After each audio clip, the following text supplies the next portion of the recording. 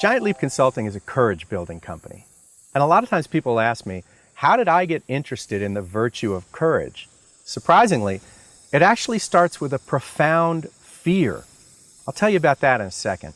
When I was a kid, I wasn't really a very good athlete. I'm not tall enough for basketball. I'm not built for football. I'm still a terrible runner. But one day at the local pool, me and some buddies were doing back dives. And by mistake, I pulled my legs back around and did a backflip. And my friends went, wow. And I went, whoa. I found something that was my own. And I got good on the low board. I became a pretty good 1 meter springboard diver. In fact, I won the Westchester County Diving Championships, where I grew up, 3 times. And colleges started to dangle scholarships in front of me. And eventually they'd ask me the same question. They'd say, Bill, you're a great low board diver.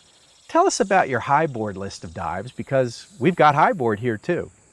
And I never had a highboard list of dives because I didn't bother to learn one, because I had and still have a profound fear of heights. So now I was at a decision point. Am I going to work through this fear, or am I going to walk away from another sport? So my coach did a really important thing. He brought me down to Iona College, where they have a diving board that's actually built on a hydraulic lift, like when you take your car to get an oil change. It's the only diving board that I've ever seen, even to this day, anywhere in the country, built on a hydraulic lift. So he could take my diving board and move it from 1 meter, which was normal, to 1.5 meters.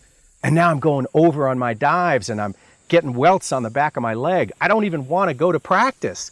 But after about 100 dives, it starts to simmer down. I start to get used to it. After 200 dives, I get a little bored.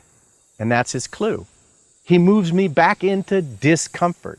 He moves it up to 2 meters. Now I'm going over on my dives again. I'm getting welts on my leg. He's modulating between comfort and discomfort. He would allow me to get just comfortable enough, and then he'd nudge me back out into discomfort. And eventually, the kid who started out with a profound fear of heights found his courage and got a full scholarship to West Virginia University. Believe it or not, I ended up becoming a world-class high diver. My question for you is, what's your high dive? Where are you playing it too safe? What's the platform of safety that you might be standing on that you need to get off of to be a little bit more uncomfortable so that you can grow and progress? Do me a favor, connect with me at info@giantleapconsulting.com, and I'll send you a free excerpt from my book, Courage Goes to Work. Or join us at couragebuilding.com to learn more tips on how to be more courageous.